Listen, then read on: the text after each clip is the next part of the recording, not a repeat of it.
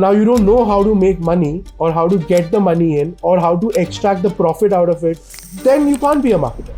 Marketing trend, one thing which is absolutely overhyped and one thing which is absolutely underhyped. The madness behind the data-led approach. My marketing strategies cannot be defined by the Western world. There are lots of people that swear by performance marketing. Performance marketing has become cluttered. The return on ad spends has dropped massively on performance marketing on platforms like Google and Meta. Influencer marketing from the point of view of brand building. If I'm getting the content creators to talk about my brand, but I'm not running a performance ad, then how do you expect them to convert? Those are not AI-driven app notifications. That is one young man, woman sitting there and thinking that I need to talk to him. Hello, everybody, and welcome to the CXO Show. As you know, this is something that I get extremely excited about because it's literally the best part of my week when I get to sit and talk with some of India's most successful professionals, because that's what the CXO Show is about. We feature India's most successful professionals in a range of different vocations, verticals, sectors. And like all of you all know, we've done close to, I think, 28 episodes of the CXO Show for the learning and development and the HR fraternity. And today is the first episode of our CMO Edition. And being an ex-marketeer myself, I've been looking forward to this for a very, very long time. And we thought we'd get somebody exciting as our guests. So we have Ishan Agarwal with us. Ishan, how are you doing? Very well, Swapnil. Thank you for having me over. This Yes. is going to be exciting for sure. Yes. I'm the questions that me and my team put together. I am so excited to get the answers of that because I think each one of them, given the time that we're operating in, when there is such constant change across so many different things that are happening, I think some of the questions that my team has drafted and we put together are very, very relevant to what happens right now. For those of you all who are new to the CXO Show, the CXO Show, of course, features some of India's most successful professionals.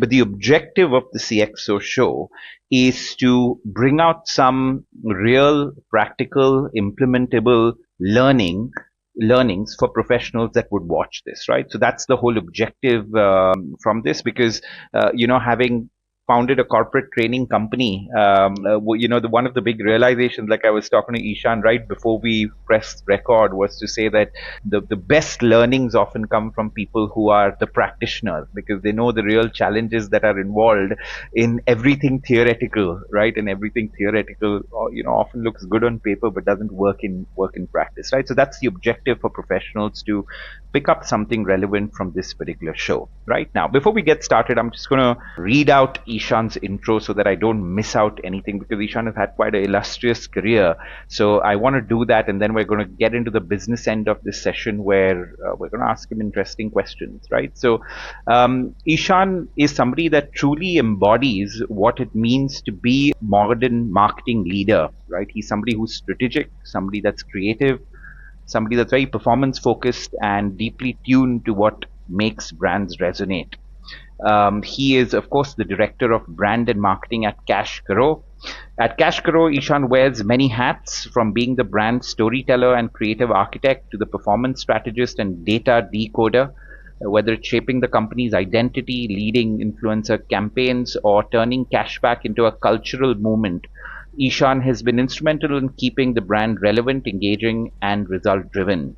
Before CashKaro, he built brand narratives and led digital-first strategies across some of India's most dynamic brands and industries, ranging from HT Media, luxury retail at The Milano, pet care at Heads Up for Tails, and hospitality publishing and agencies like DB Mudra, Madison World, and more.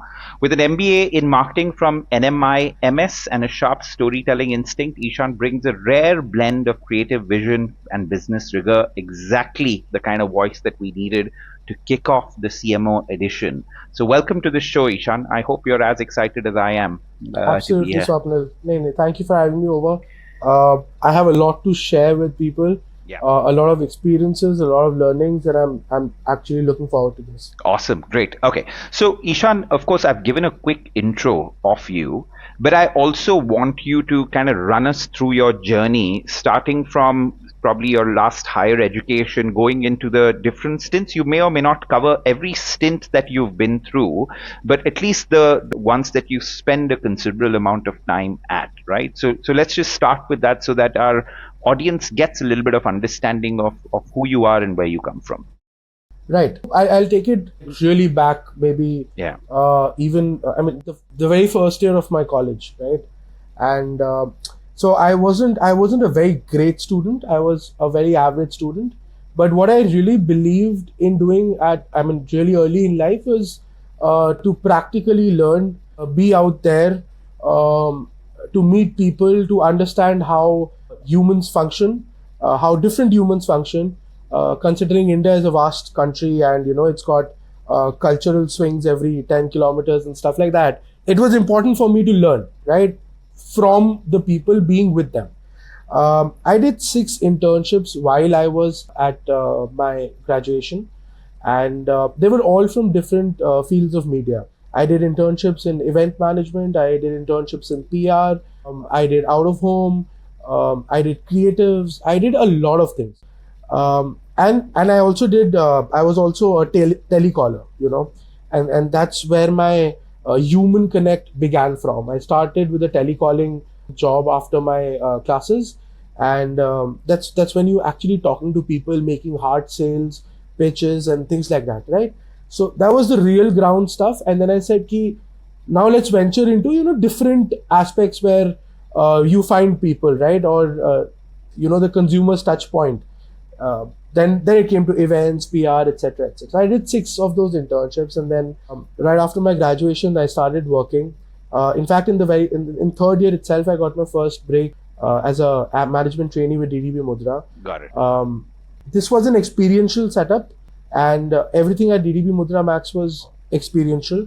It was out of home, it was events, it was activation, it was BTL, everything, right? And I involved myself into creative thinking, strategy, hardcore sales. I used to do cold calls to people like me then, and try and pitch and get a meeting and things like that. So I did all of that, and then eventually I started scaling my career, and I could find what interests me, what keeps my pocket flowing. So I did a nice mix and match of both, and I pursued my career initially starting with sales, but then I always had a creative inclination, right? I back in school, and I was into all kinds of theater and this and that. So I always had that creative bent of mind, and that's what made the difference for me early in career, right? I used to go up to clients, I used to pitch कि हमारी company ये है, that है, and this and not that, and a whole lot of story. But along with that, while hearing the marketeer as to what that marketeer wants, I used to instantly get ideas. And that is where my in-roots became stronger than my colleagues. Because it was not just my company credentials. I was actually putting myself in the shoes of the marketer sitting across the table and trying to ideate and solve his problem, right? So this is very early in career, and eventually I kept growing, kept switching organizations. My breakthrough, where I could put in 100% of my creativity, 100% of my vigor, 100% of even meeting my sales target back then, was the Zomato MCBC campaign. That's a very known campaign, and it was a very disruptive campaign. So I was always a believer of disruption. I still believe disruption. At that point in time, the market wasn't so cluttered, so disruption was a little more easier. But now, with a cluttered market, it becomes all the more important, right? So I've always considered myself as a disruptor, and that's how I spent about 300 and we had about 350 odd coffee with the Zomato team, with the founder and with their creative team, into constructing idea. And surprisingly, that was only on the out of home platform, right? And India back then was like the outdoor, you have an outdoor hoarding, what difference would it make? That was the challenge that we took as a team, and we decided we are going to remove all the food shots from Zomato. The billboard is going to be a plain red billboard, because red has, of course, that's their brand color as well, but red also is pretty catchy when you're on the road. And we're just going to have one simple big copy written there, which is interesting to read. That was the thought and the push, and we started thinking and we started building it, and then we came with let's do something crazy as MCBC, which was actually mac and cheese and butter chicken. Yeah. On order online on Zomato. That's was the first billboard that we went ahead with, and just woof, overnight the internet blew off. I mean, it was just positive talks and of course negative talks, because MCBC comes across as a first shot, not a good language, but people started talking about it. And that's when I realized, and the industry realized, that you need to go crazy, all mediums work. So that was my turning point in life. And then of course, then I moved into Heads Up for Tails. I worked with Milano. Then I worked with Hindustan Times. Hindustan Times being a big organization, they were building India's first OTT aggregator platform called OTT Play. And it was a great learning, because you're working in a big organization with, process-driven organization, but you're doing a startup, right? So it had its own bit of challenges. कि ये तो इसी process से चलेगा. It had its own bit of pace, because ultimately we are a startup. We need to move fast. We need to grow fast. That's a big learning happened there, wherein I was taking care of brand building. Entertainment was an interesting space to enter. It was my first time in entertainment. And that's where all my experience of events, PR, etc., really applied, right? Before that, I built the e-commerce presence for Heads Up for Tails. I was a part of building the e-commerce presence for Milano. These were all COVID duration jobs, and they were moving from retail to e-commerce. That's where my deeper understanding of e-commerce came in. Got it. Because you're first hand there. Got it. So this was what you shared, Ishan. There's lots of different directions to go in, right? Because it's very interesting. So the first thing that I want to ask you is what's with the 6 internships, right? Because in all practical purposes, that sounds like it's quite a lot of internships to do. I'm a big believer of internships, but for young people, how should they start thinking about internships, in your opinion, right? How important was it for you? And what do you suggest for people who are probably in college, getting out of college? Tell us the importance of those internships. See, in college, you learn everything bookish. You do have some practical sessions. You have your project assessments, things like that happening. But internship is the real world, right? You are nobody in the company. You are perceived as you know nothing. But you, in your college, probably were the best resource or the best person to lead a project. Yeah. Right? And you suddenly come into a world where you're again nobody. So from somebody in the college to nobody in the world, right? Yeah. And then you realize that, there is so much more to learn. It's a curve that doesn't end. You're interacting with so many different kind of people. So in a college, at a project level, you are catering to your teachers, you're catering to your mentors, you're catering to a little bit of maybe judges who come from outside, from the industry, and the student community that you live with on a daily basis. Yeah. So there is absolutely, that's like a no judgment zone, right? People know you, who you are, what you do. But then you come into a world where everybody is judging you. So for me, I feel, especially when you want to enter a field like marketing or brand building, you are responsible for your consumer. Inbound, outbound, any which way, that consumer is your baby, right? Your organization is your love, but the consumer is your baby, because, it's how you keep your wife happy, right? But your baby still remains the baby, right? So if the baby is happy, your wife is happy. Got it. Like that. So in order to do that, especially in the marketing field, people should know how vast the marketing field is. It is not about the bookish knowledge. It is not about all the, the biggest of the people or Ogilvies of the world, they say, right? Those are good to know, good to learn.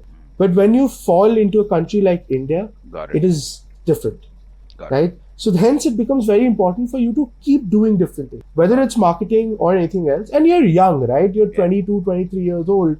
You still have that vigor and energy to keep doing different things without getting confused. It's like you read different genres of book. So hence internship is your initial bit of reading. Unlearn your college, remember what you learn in college, but unlearn it, restart. Right? So that's the importance of internship. If you do it well, then at some point in time, it's going to keep helping you through and through. Got it. So I just want to summarize what you said. I think the 2 points that you're making, Ishan, is I think one is the importance of the practical knowledge that you get through internships, right? And that's why the more the merrier, right? As a young person probably in college, try to do as many internships as you possibly can, because the practical knowledge, especially in a place like India, which is so diverse, right, really helps. And I think the second thing that you mentioned is do different types of internships like you did, right? So don't just stick to one domain, because from what I hear, you did everything from a sales stint to, outdoor, so on and so forth. And I'm sure from that, each one of those stints, you learned something practical that shaped you as a marketeer, and then your journey to being a head of marketing in some way. Is that a good summary of what you said? Yeah. I mean, absolutely. Because, also if you see, back then, we had limited fields. Got it. Right? We had just marketers. Now it's growth marketing, retention marketing, this marketing, that marketing, and there are 10 things in marketing itself. Right? So it's become a lot more interesting now. You have a lot more things to do. Product marketing. Back then, there was nothing called product. Marketer is marketer. He's going to do the sale also, and he's going to get me the consumer acquisition also. Got it. Right? So, yeah. So it's always good to explore more before you decide and jump in. Because I'll just take another 30 seconds to wrap up this little thing. So I have a team of very young people, and I interact with them on a daily basis. Also at a very personal level, right? I am probably their mentor. I am their boss. I'm a friend also, right? So the young generation, the ones that are now entering into the field, a lot of them are still unsure of where exactly do I want to be in the next 5 years. They all want to make it big. They all want to have a lot of money, maybe drive around in a Ferrari. Fantastic dream to realize. But how are they going to get there is still in question. So the early internships are actually going to give you a direction as to what is interesting for you, what's really resonating with you, right? And that's how then you decide your career path and grow. Got it. You spoke a lot about, at least a couple of times, you spoke about how you did a sales stint, right? Where you actually called customers and probably met them. How important has that been subsequently for you as a marketer, right? And the reason why I'm asking that again, Ishan, my personal view is that everybody that aspires to be a marketer, right, should do a sales stint, right? And a lot of the biggest companies, for example, especially companies like HUL, they don't put you in the marketing team unless you spent a couple of years on the field actually selling, right? Interacting with your distributors, interacting with your retailers, interacting with the final consumers. And I think that really shapes a marketeer's view and makes it very practical versus them sitting in their own castles in some way, right? So I'm sure your sales stint that you had really had a big impact on you, in your journey as a marketer to now head of marketing. So tell me how important you think it is for people that aspire to be in marketing to, spend their time in sales first. So essentially, marketing is all about your consumer, right? If you don't know your consumer, theoretically you will be able to reach out to them, but you'll never make an impact, right? Having a sales career, it could be hardcore or underlining, or maybe at an agency as a servicing person, ensuring that you extract. It gives you two basic learnings. One, you know how each individual is thinking, right? Everybody is different. Everybody thinks differently, which is why we don't have two identical houses next to each other, right? So neighbors don't have the same house, but they are living in the same colony. Two different thoughts, right? Every individual have a different thought, and you get to know more about them, the kind of thinking that the country has, and different people could have from different stratas. That's one learning. Secondly, it also teaches you revenue and numbers. The essence and the importance that the business that you'll work with eventually needs to make money, Now you don't know how to make money or how to get the money in or how to extract the profit out of it or any of those, then you can't be a marketer. So it gives you monetary learning and experiential learning both at the same time, and the importance of the larger purpose of any organization, no matter how big it is or how small it is to get the money, the revenue in. So eventually what happens is your approach as a marketer becomes very profit oriented. And you know that whatever you do is not just to be creative or just to be quirky. There's a common perception in the market that, I'm a marketer, I'm going to write all cool, quirky copies. No, that's not marketing. That's a very little, tiny bit of marketing. The real thing is that if every quirky copy of yours is not getting me dough, Yeah. All the money is flowing in, Yeah. then you are a failed marketer. Yeah. Yeah. So these two learnings, people and money. Got it. I think that's very, very, very interesting, right? Because I see so often that people actually don't want to go through the rigor of being in sales, right? Whether you're sitting in an AC office or picking up the phone and doing cold calling, or actually if you're, say part of FMCG or one of those industries, actually being on the field, right? And I think some of the absolute best marketeers, whether it's on the agency end or whether it's at the client end, at both ends, I think some of the best people there have been salespeople, have been business people, have done something where their feet are rooted to the ground in some way, and they just don't think everything is about quirky copy, like you said, right? I think that's a very important lesson if anybody wants to take out of it. And I think a message connected to that, Ishan, and just weigh in on that and tell me what your opinion is.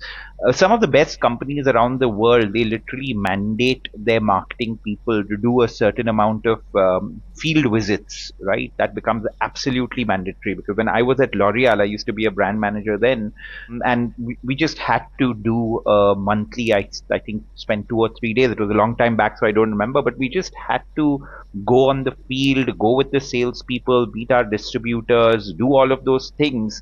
It didn't matter, what fancy ads we were making for a TVC and how glamorous that looked. We just had to, on a monthly basis, go on the field. And every time we would do that, Ishan, it would be such a big eye opener for us, and we would realize kind of what is it that we're thinking and where the market is at actually, right? And there would be such a big difference between the two. So one is in your career doing a sales stint, but I think the other thing which is equally important for a marketer is to be on the ground as much as possible. So you tell me what your opinion is on that. No, absolutely. KYCs don't happen digitally only, right? Yeah. The original KYC, the OG KYC as you would call it, is what you would have done at L'Oreal, right? Yeah. Going to the point of sale, go meet your customers, walking into a salon. Yeah. You made a poster and you put it up in the salon. Nobody's looking at it. Yeah. Or if somebody is looking at it, are they extracting what you're trying to say? Yeah. Right. Absolutely. So sitting in AC offices, beautiful desks, all of that, you make a beautiful little poster, get on top of the designer and like, this is not working, that is not working. That's your opinion. But when you push it on the ground, it's also important to know whether that's working for the people that you've made it. And that sort of the ground visits make it a lot more clear. Knowing your customer is the key. Every individual is going to be a great marketer only if they know their customer well. Yeah. If you don't know your customer is not you. Yeah. Right? A lot of people make this mistake, that I wouldn't do it this way. No, dude, you're not my customer. Maybe, there are other people, there's like 500,000 people who are also consuming your product, right? They have a different perspective. I have colored my hair red because of a certain reason, right? Maybe to impress women, I don't know. And the other person must have colored his hair red, maybe to hide his white hair. So there are different reasons, different consumer insights that you learn in that process. I'll give you a small example. Very early in my career, I remember. So I've lived in Delhi for most of my life, and South Delhi. So like South Delhi and West Delhi were very different. I was sent to a very remote village in the vicinity of Meerut to push Godrej #1 soaps. Right? It was a little canter activity, and my boss told me, "Boss, you need to go out." I was like, "No, it's hot. Why would I want to go out? I got a job in such a big company. I want to sit back and I'll call them up and I'll figure out what's happening." He's like, "No, I've been very lucky enough to have bosses also that way." So he's like, "No, you need to go out. You go out." So I went with the canter, and it was very amusing. It's a soap, and with every touch point that we were going in that village, we were learning something new. By the end of the thing, we realized that men are not going to buy that soap. It's the women who's going to buy it. Right? That was my learning. So if it's the women, then let's go to the Anganwadi. So it was a process learning there on ground, and we realized that okay, if it's Anganwadi, now what do the women need? Then our whole strategy started. We started building a strategy around those women in the Anganwadi. Like how would we push that soap to them? Do we put a gold coin? Do we put give a packet of sugar along with it? So yeah, that's the on-ground learning. Practical knowledge is super important. Yeah, very good. I'm just going to summarize again as this, we're trying to treat the CXO show as something where people can get the practical knowledge. So you made some very, very interesting points so far, right? I think one, importance of internships. Do as many as possible, do them as diverse as possible. Number two point that you made is to say the importance of sales for a marketeer, right? And I think a third very important point that you made in the time that we've spent is to say, irrespective of how nice a cushy office may feel, you need to be on the ground as a marketeer, right? You need to meet your customers. You need to see the point of sale. You need to see what happens there, because the insight that you gain from there is the insight that is really going to help you. Is that a good way for me to summarize this? Absolutely. Bang on. Okay. Ishan, tell me, what is a current marketing trend that you think is absolutely overhyped, and tell me a certain aspect of marketing which you think is underhyped, right? So one thing which is absolutely overhyped and one thing which is absolutely underhyped, in your opinion. I think the madness behind the data-led approach, right? It's overhyped. You've got data, I've got this, I've got that. Let's just push a lot of messages, right? It's going to work. It's going to work because data says it. No. Too much of data orientation. See, I'm a marketeer in this country. My approach should be as per this country. My marketing strategies cannot be defined by the Western world, right? US, in America, an individual living in New York compared to an individual probably living in some farmhouse close to Texas or in some remote village, all have the same language, all have the similar lifestyle, everything is similar. But India, it is a different story altogether. So my data, one cannot define that. So it's overhyped that data is going to solve everything. No, data won't solve anything. Data will help you to get the right direction. Solution is still going to be your understanding of the market, your understanding of the people. That's one. Another overhyped is the use of AI. That AI ने लिख दिया है, AI ने बोल दिया है, तो ठीक ही होगा. That's not the case. AI is not human. Human is me and you. Human is me and everybody else. AI is just a mediator to make it better. So I've seen a lot of young folks make this mistake, right? They would just put in a prompt in ChatGPT saying that I want to run this campaign. Yeah. Give me 10 copy options of so and so. So I do that. Yeah. Even I do that. Yeah. But the difference here is that they do it, they copy it, and they leave it there. Yeah. So much as to that now I know exactly what are the words ChatGPT uses, right? We all know it, right? Yeah. They'll put it exact. No, that's not the way to go about it, right? I use it. How I use it is I'll ask them for prompt. It gives me a good direction. Yeah. Now it's for me to rewrite those copies. Yeah. Basis the country that I am, the product that I'm pushing, to the people who am I pushing to. Yeah. Right? Their psyche, their thought process, their emotion, everything at me. Yeah. So I think overuse of data darkness and mindless use of AI. Yeah, I think these are two amazing things, and it totally resonates with me, and I'll tell you why, Ishan, right? And this was very early on, right? I was a brand manager of a very, very long time back, almost close to 17, 18 years back, right? And back then, the data dependence was largely what your marketing research agency gave you, right? Or what some closed door. What is that called? Where you have people sitting in a room and trying to give Yeah, you some. like a sample size of 14 people, 15 people driving the whole strategy. Correct, absolutely right. So that was the thing, and even back then, overt reliance on just what the data threw up wasn't a very savvy way of doing marketing, right? Because there's a very nice quote that says, don't look at what people say, look at what people do, right? And typically, all your research, a lot of this market research would come from what people would say, right? And they would behave in very different ways after that, right? But I think what you said was even nicer when you said that use data to find direction, right? I think that is very, very important, because in today's day and age, you can't ignore the data. And of course, that's not what you're suggesting, right? You're suggesting look at the data, but in the end, you're going to have to use your understanding to determine what to do with that particular data. But that data can definitely give you a direction. And I think the other thing which is very, very interesting is just blind use of AI, right, when it comes to stuff. Because while it's an amazing tool, each one of the AI tools that at least I have explored, I think they're amazing tools to increase your productivity, no doubt, because it's become like the best brainstorming partner that you can have. No, Ishan, right? There's sometimes I think when this wasn't around, how have we been doing it? Yeah, how are we doing this? Right? Correct, right? Because it's become like the best brainstorming partner you can have.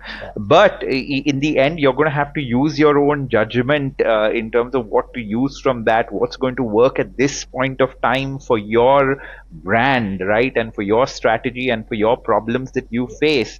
That's a call that the human is going to have to take with judgment, right? And there's no way, irrespective of how much you feed the AI with your stuff, in the end that judgment needs to be taken by you. And I also like the point that you made in the difference between something which is done in some other part of the world and something which is done here, right? Because in the end, marketing in most cases has to have a very local flavor to it. If it doesn't have that particular local flavor, whether it's India, whether you're doing it in Sri Lanka or you're doing it in England, right? It doesn't matter. There is a local flavor to stuff, and it's the job of the marketeer in some way to identify the best practices around the world and match that with the local flavor, and that typically ends up giving some results. So I love that answer that you gave, Ishan.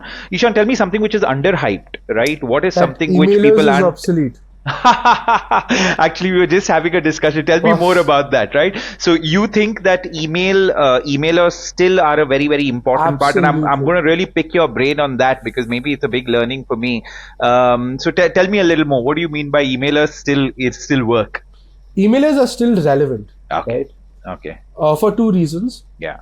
In the digital world today, we are online. So we are actually opening our email at least once. Maybe if I say 5 years back, emailers it started getting obsolete, but it's back again, right? 5 years back, we hardly opened our emails, the personal emails, because there was nothing much happening on our personal emails. Now with the gig culture, with the, all of that, our personal emails have become stronger, right? We are receiving more emails. We are doing consultancy. We are doing this. We are making money, part-time jobs, side jobs. So we do open our email at least once in a day. So hence it's coming back. And emailer, if it's personalized well, even if it's a brand sending it or an individual sending it, it will be opened. I've worked on strategies where we've pushed a 5% open rate to 40%, 45%, 60% in my current organization as well, right? And we feel that emailers work, right? That's one reason. Second reason, emailer is your personal billboard, right? It is close to you. You are seeing everything. You can put out images. You can put out words. You can put out anything and everything that you want on that emailer. You can bring out an entire movie out on that emailer. It's a great medium, right? I can put a video. I can put a GIF. I can put whatever I want, which I can't do it on a billboard. Yeah. Right? So the versatility of the emailer and the personalization, if you're able to crack that strategy, it's a fantastic medium. The click rates go up. At CashKaro, our click rates sometimes shoot up to 20-25% as well. Got it. Right? Provided how good your offer is or what you're communicating to your user. Got it. So underhyped, emailer, nobody should forget the emailer. Wow, that's so interesting because I was literally having a conversation about this with a colleague yesterday, and maybe we're doing it wrong, right? So I have to start with that because we need to rethink this because close to 8-9 years back, Ishan, my experience was that I would say the exact same thing, right? I'd say that the emailer is almost a magical tool of generating leads, generating interest, generating a lot of these things because we were in a B2B business, right? And every time we would send an email, it would end up producing, say, 5 leads, right? We saw that depleting over the years for various reasons, and I think that's the reason why I'm a little hesitant around that mode now. But I need to rethink it based on what you're saying, because what happened over a period of time is because of a lot of the emails going in spam folders, a lot of emails, if you sent out emails, your email ID would get blocked, just a whole lot of these things. I think, we would send emails to a lot of people from in corporates, right? We would send a lot of email and they would have so many of these filters because we wouldn't send them to individuals as a B2B company, but send them to corporates, and then they would get blocked there. So it started generating from being a great tool of lead generation. It became a tool which was very, very problematic for us over the years. And I'm only speaking as a B2B entrepreneur, right? And the context you're giving largely is a B2C one, but it's very interesting that, the email has been around for such a long time.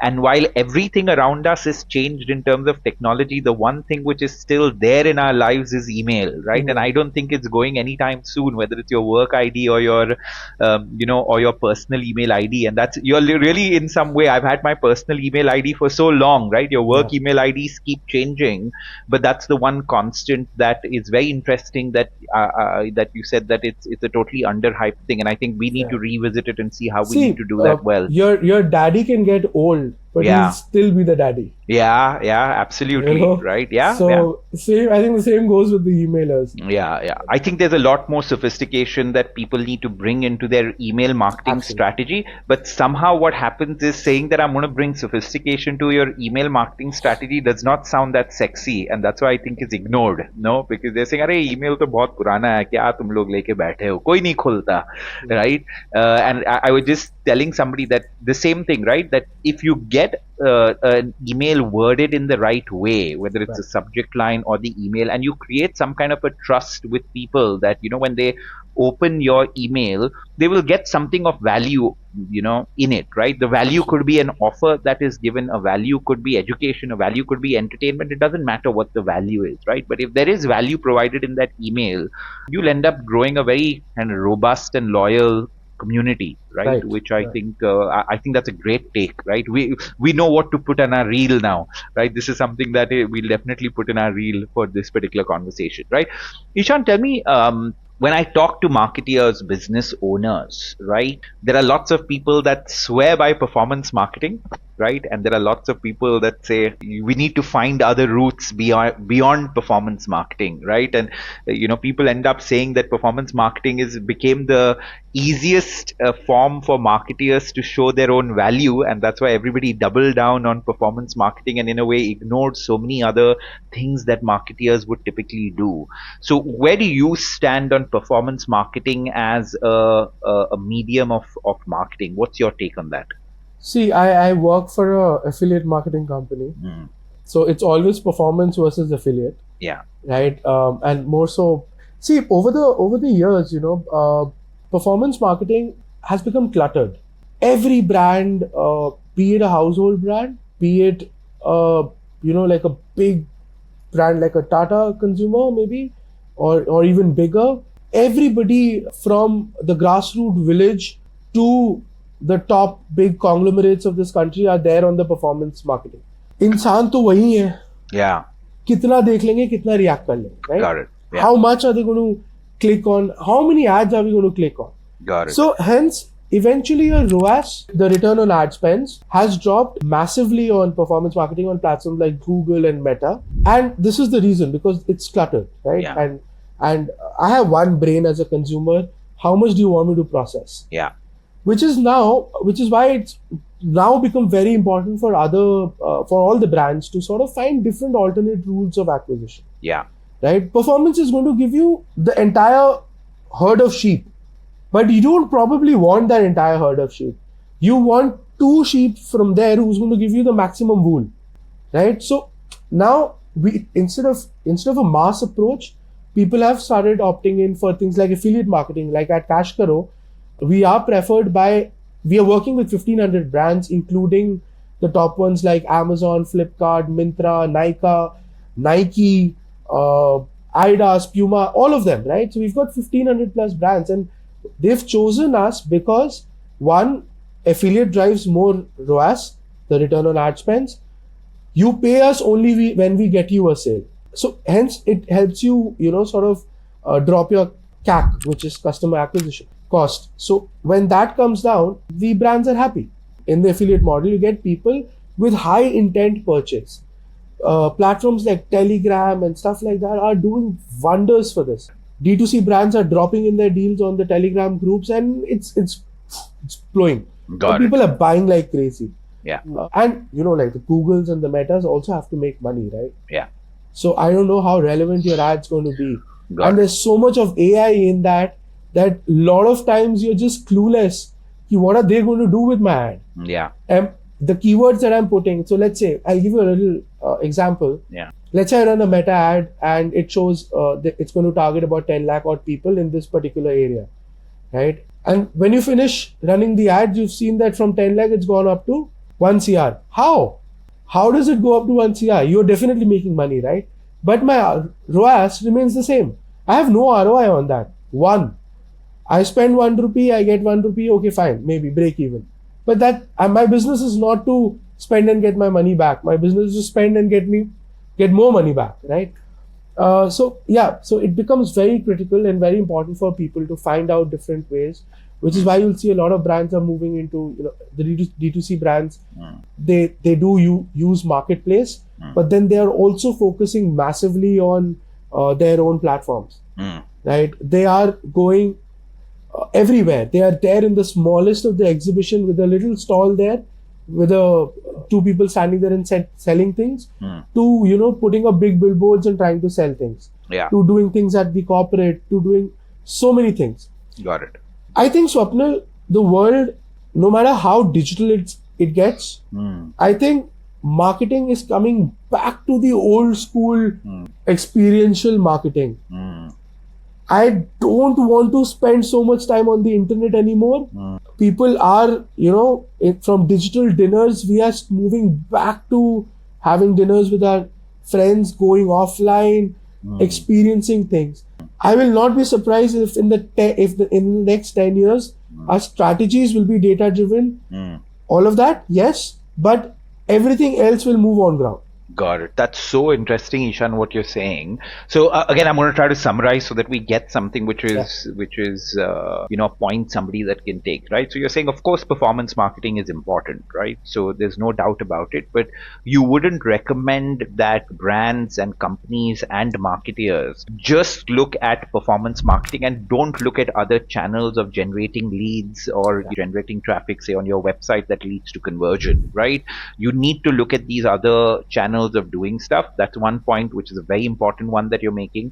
I think the second point that you're making is that while of course a lot of us are on our phones, right, there has a certain amount of fatigue is also set in there, right, both amongst young and old, right, and we're going back to kind of physical spaces when it comes to everything, and therefore below the line activity as a marketeer will become very, very important, right? Because I remember in the good old days we would do stuff like, say, a mall activation, right, or you do something which is a bus stop activation, for something like that. So just stuff like that is going to be equally important. And I think you and me can both understand why marketeers wouldn't indulge in it, because executing an activity at a bus stop, at 50 bus stops, is a way tougher thing, right, than to just switch on a few buttons with your digital marketeer on what we ads. don't realize also in that process is that at a bus stop, maybe you're impacting, say, impressions are all I mean, it's there. Okay, fine. Impressions. Okay, that it's not about impressions anymore. It shouldn't be about impressions anymore, right? So maybe at the bus stand, you might have just 100 impressions. Yeah. But those 100 impressions are so engaged that they might be, you have a common term, LTV, lifetime value of a customer. I hate using these jargons, to be very honest. I'm a very old school marketer with a new school thought. But those 100 people at the bus stop are impacted so hard that they are going to carry a brand for a long time. Yeah. That is your long-term value. Yeah. That is your LTV. Yeah. Not how many impressions you're burning on that same customer at 4 frequency, at 5 frequency, or 6 frequency. 10 times you've shown him. No, you're not going to make that impact. Yeah. It's how it's humanizing this. But that's so interesting, Ishan. If you actually think about, this is a thought that just came in my mind. So if you think about even consumer brands in India are really big brands today, right? They have both a digital and a physical presence. And I'm not just talking about marketing, right? Let's look at Zomato, right? Zomato is the app, but it's also the delivery guy that's actually coming and giving you a parcel, right? Uber is an app, but it's also a physical car ride that you're taking, right? So, I think the bytes and the atoms, right? When a company straddles across both these things as their business and also in marketing, right? When they do that, I think that's when the brand really hits home in some way, right? And that's when the brand actually imprints in a consumer's mind, and that's what you want, right? Because if it's an only digital brand, right, I can think of very few only digital brands in India that are really mainstream, right? Even if you think of the Zeptos of the world, right? There's a app, but there's a physical delivery that happens. If you think of the Flipkarts, Amazons, we could go on and on and on, right? I don't think so. There is an only digital brand in this country. They will have something or the other that's functioning offline, that's giving them that edge. Correct. The only ones that I thought of is in a way the replacement to TV, right? The Jio Hotstars, the Netflix and stuff like that. The OTT platforms, right? And maybe there are a few more that we are forgetting, but largely it's, let's say a Netflix, right? Yeah. A Netflix is a digital platform. Yeah. Giving you entertainment online, but Netflix does massive bust of activations. Yeah. Does a Netflix, is it required for a Netflix to go on ground and give it experiential activities that Netflix does is huge. Yeah, you're right. Yeah. So they are also there on ground. Yeah, it's a digital business. So entire acquisition is not happening digitally. I think maybe half of the country is using Netflix or has a shared account or whatever. Yeah. But they still need to go on ground. They need to connect with the people because, people sitting there in these big organizations have realized that, boss, digitally, I will not be able to connect, right? Yeah. How long can you talk to your girlfriend or your boyfriend over a video call? Correct. Right? Correct. So you are in a relationship. You are talking to your boyfriend and girlfriend over a video call. How long can you continue doing it? Yeah, I think that's a very interesting point, right? Because the other thing I think, Ishan, and then I'm going to ask you one other thing that I want a very pointed answer from you. But I think every time something comes in the physical space, I think for people, it seems more real. It seems more reliable. It seems something that they can trust a lot more, right? So, I would go to, DLF Cyber City, Cyber Mall, right? It's a huge area where a lot of corporates are, and so many brands would spend so much of money actually setting up their kiosks there or some kind of brand activation there, and immediately your relationship with those brands would start becoming very, very different, right? Because there was that physical presence there. Because even given the amount of kind of scams that are happening online, right, people start trusting stuff when they can touch and feel it, right? So there's a very important part. So my question to you is, performance marketing important? If I'm a B2B company, right, or a B2C company, you choose whatever.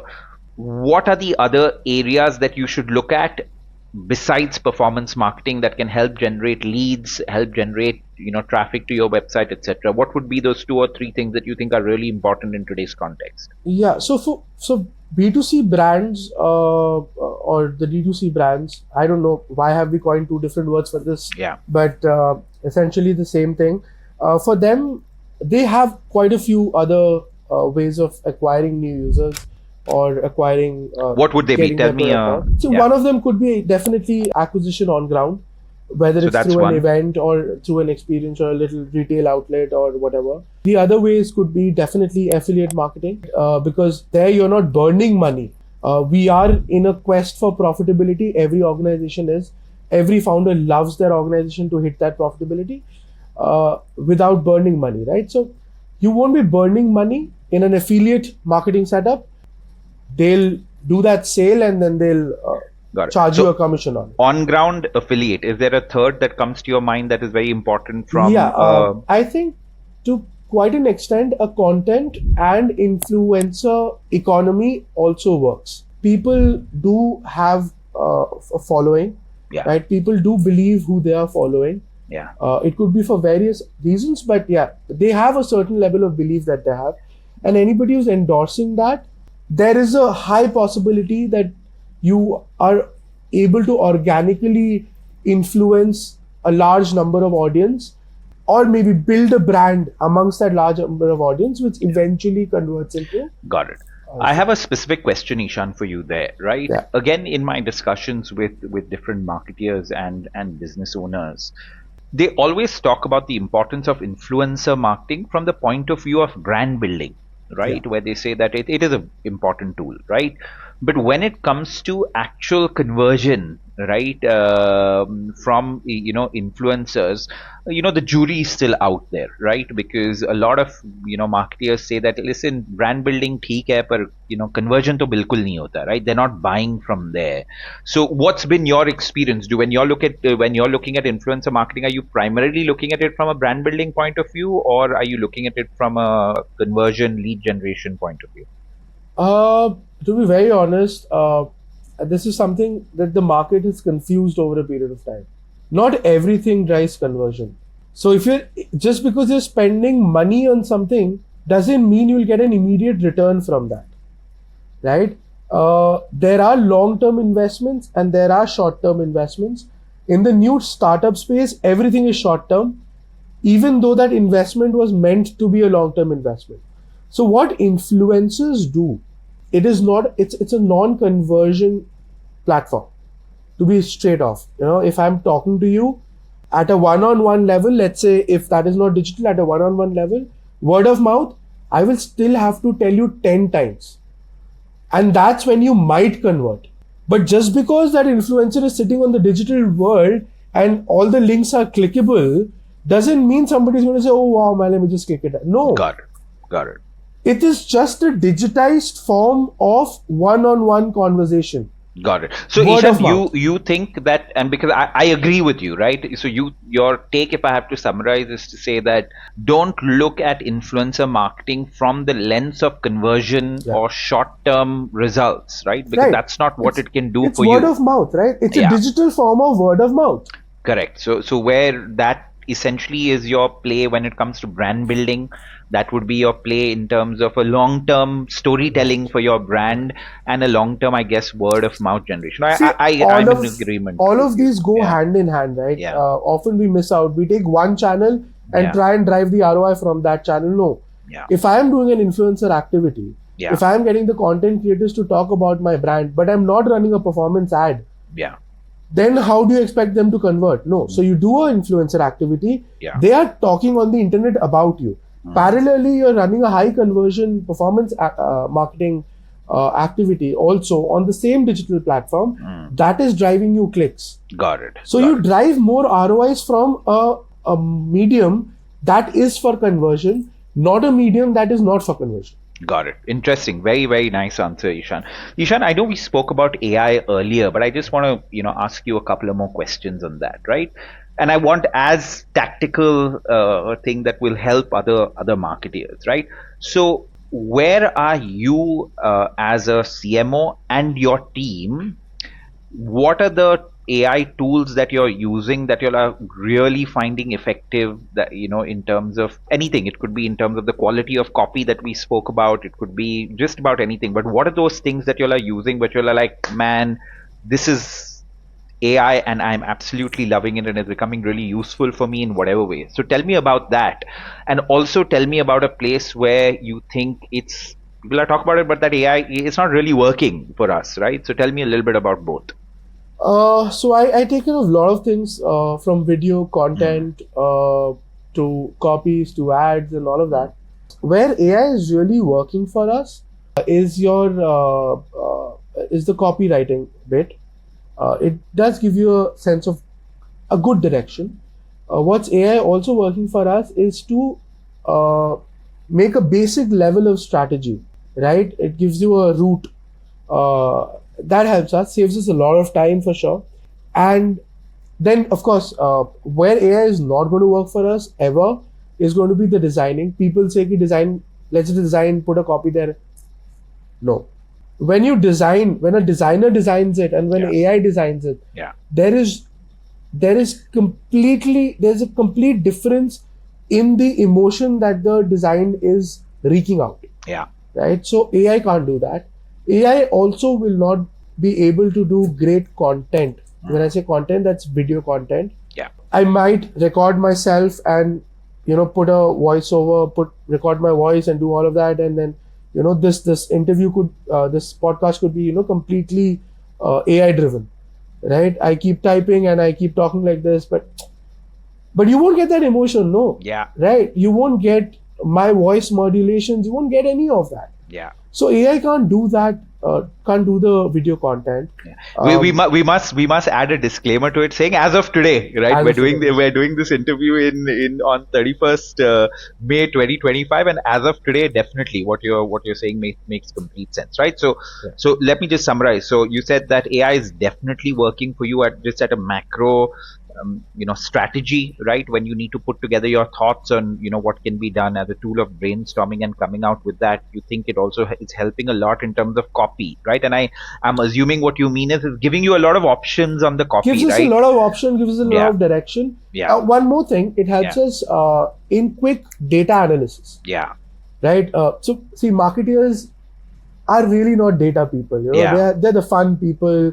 They like enjoying, going out and and all of that. So we are really not data people. We don't want to rag our brains in analyzing a data. Got it. So AI has really helped us in sort of, you put in that data and it gives you a little nutshell, so you know what the summary is. Yeah. And then you know what the direction is going to be, and then you deep dive into it. Yeah. So it really helps you. That's so interesting, Ishan, because if you think about it, if somebody is more data driven, right, as a person, AI can help that person become a little more creative, right, with the ideation.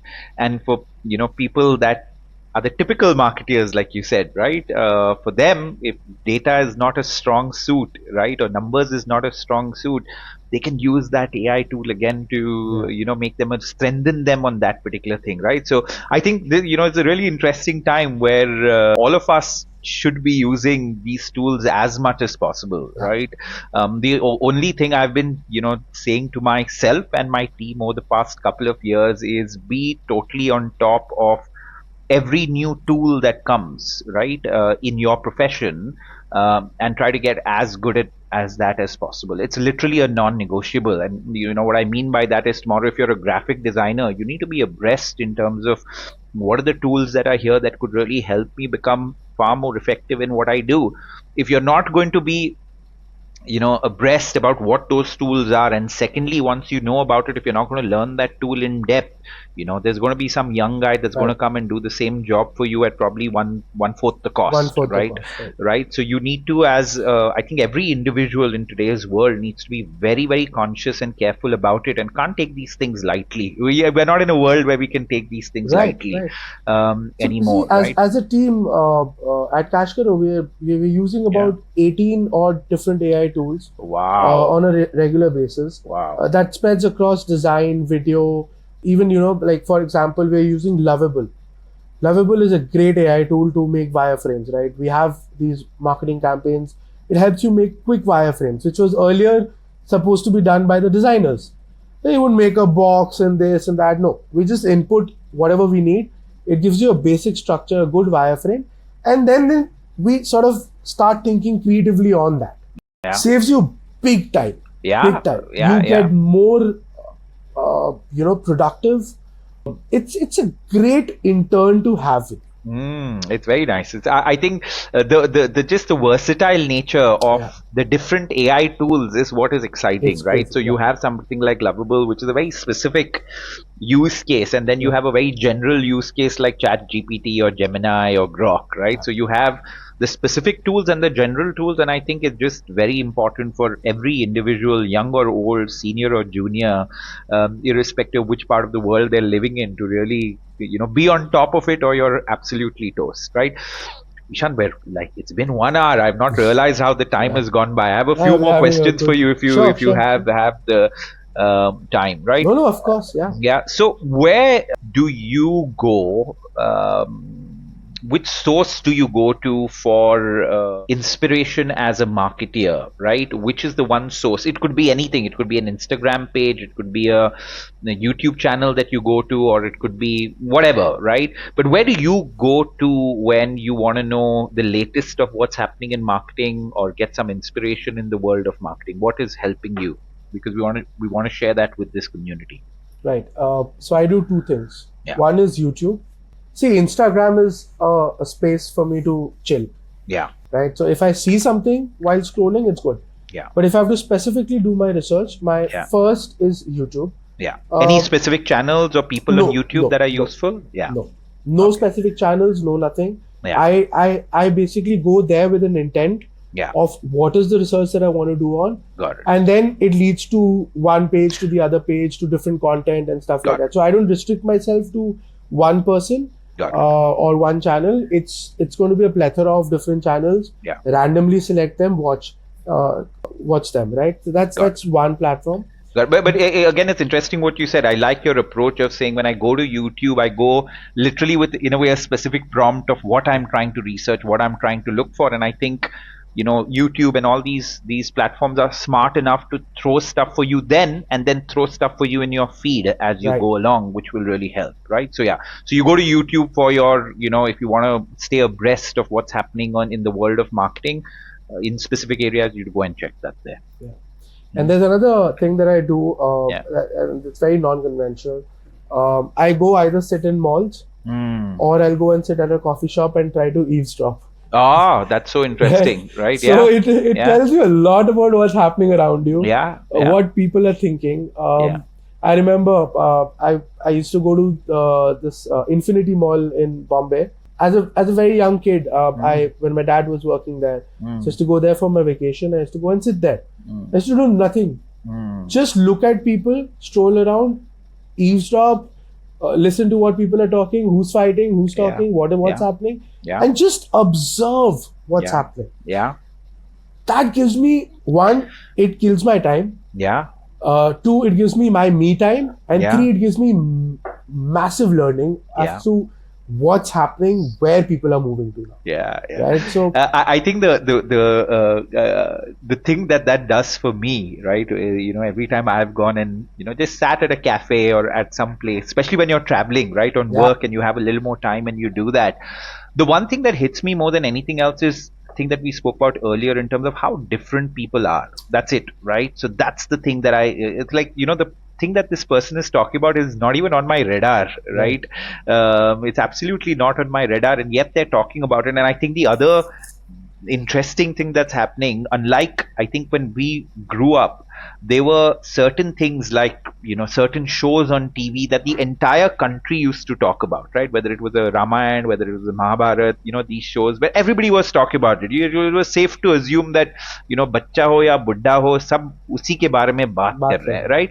But today what's happened is, because of the amount of content which is out there, right? Because of YouTube and stuff like that, everybody is in their, you may call it silo, you may call it bubble, right? They are consuming some content which is just very specific to them, which is forming their worldviews in some way, right?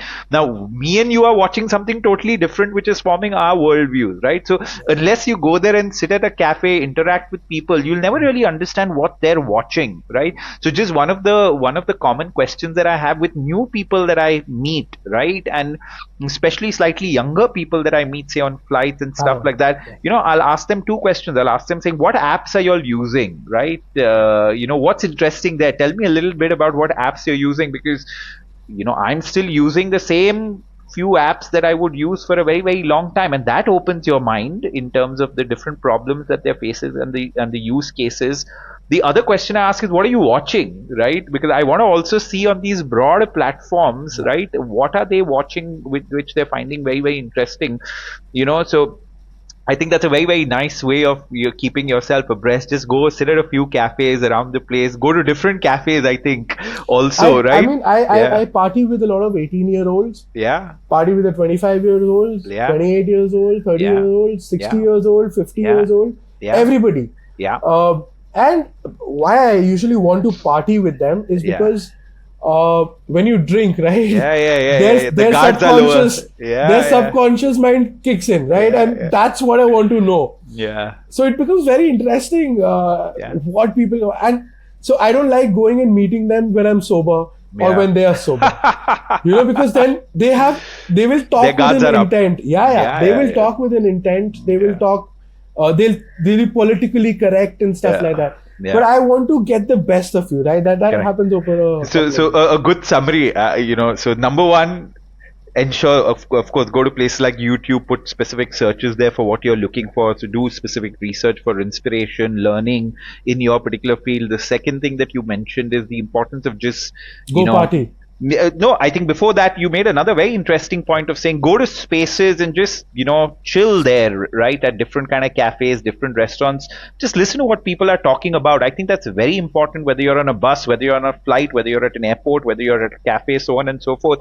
And I think lastly, you also spoke about the importance of interacting with people of different age groups, right? And go getting a drink with people with different age groups, right? Because when you do that, a lot of like what they're thinking, at a subconscious level of stuff that they won't typically say, ends up coming out. And I think all of those are very interesting ways of kind of staying abreast with what's happening. There's quite a lot of interesting options that have started coming up. For example, there's an app called Time Left. That puts you I've been on one of those dinners. So we'll share our experiences offline connected to that, right? But I went for those of you all who don't know, right? Time Left is basically an app that organizes a dinner with you with 5 people that you've never met in your life. Right, so it's like a group dinner that it does, and of course I went for one which was really nice, and then the second one was absolutely terrible because people didn't turn up, right, largely. But just the first conversation was so interesting to just meet people, different people from different backgrounds, and that just teaches you so much as a person and professional yourself, right? So that's another way of just putting yourself amongst new people that you won't regularly be with, right? Ishan, tell me a brand that you really admire, right? And I'm talking about especially a brand from the marketing lens that you really admire the kind of work that they do. And you can't say Zomato, because I think Zomato would be a common answer we both have.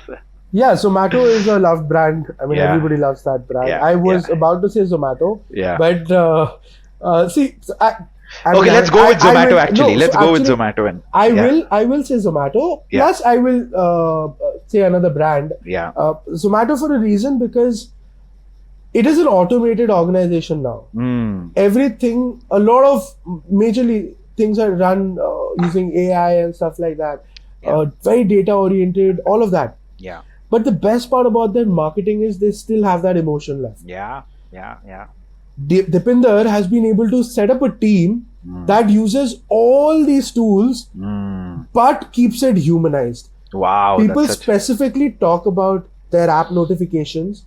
Those are not AI-driven app notifications. That is one young man, woman sitting there and thinking that I need to talk to him. I need to talk to my consumer, and still keeping things so humanized. Wow, that's such a lovely thing. Yeah, and I just, by the way, this is such a lovely thing that you said, where they have the AI tools, they're very, very data driven, they do all of those things, something that we were discussing earlier, but yet they haven't lost the human touch around, what needs to be done. And that combination is, I think, what will make, is the future of marketing in some way, right? The combination of both those things, because it just cannot be that. And, the other thing I wanted to kind of talk to you about earlier is to say, today, if you have to be disruptive, right? Something that you said you like to be, you need to have guts, right? You need to have guts as a marketing head. You need to have guts as, the CEO, founder, or at that senior level. Because if you're not going to have guts, you're not going to be able to be disruptive in any way. And I think most of the most loved brands in India and around the world are just marketeers and founders, CEOs that have guts to do something different. Sometimes it fails, no doubt about it. Sometimes you face backlash across those things. But trust me, 90% of the times it fails. Yeah, correct. But the 10% of the time when it works, Yeah. it covers up the entire 90% of failures. Absolutely right. And I think if I think about Zomato, because I've followed them very, very closely as as somebody that loves brands, loves marketing, loves companies and entrepreneurship, I've followed them very closely. And the one thing which has been constant in their journey is their ability to just take risks and not play safe when it comes to their business or their marketing, right? That they do. And that's the reason why they're that very loved brand, right, in some way, which is there. So I think another takeaway from what you said for people is, as a marketeer or as a founder, you need to not be disruptive for the sake of being disruptive. That's not the point, right? But you need to have that ability to take risks. If you're not going to have that ability to take risks, you're not going to be able to have that impact, and you're going to get it wrong 90% of the time, like you said it. See, I'm not even against the backlashes. Yeah. Backlashes help you. Yeah. See, India is so diverse. कोई तो होगा जिसको वो पसंद आया होगा. Yeah. So coming back to my original discussion of the Zomato MCBC campaign, it was intended towards an audience that loved it. The ones it was not intended towards was the entire backlash. It got a massive backlash. We had to pull it down as well, but the audience got it, right? And since then, Zomato has been using that language, that tonality. They knew this works. And the audience that they want, it works with them. Yeah. So backlash, yes, fantastic. It's great to have backlash, I would say. As a marketer, you should have backlashes, but you should also know how to control that and counter it. Yeah, absolutely. I think that's a very, very valid point. We're completely out of time. Let me just end with the last question that I want to ask you, right? If I'm a young, aspiring marketeer, right, somebody that's probably just gotten out of college and just started their job, or in college wanting to get into this field, what would be your 2 or 3 very pointed pieces of feedback or advice or suggestions that you would have for them as they enter into the workforce? So the world's nasty outside. That's one. Yeah. The world will tell you to get robotic. Yeah. But I might sound like Salman Khan here, but being human in marketing is going to be a key to success. So never lose. I see a lot of things are evolving. Things are changing. Things are digitized, robotic, AI driven, data driven, this and that.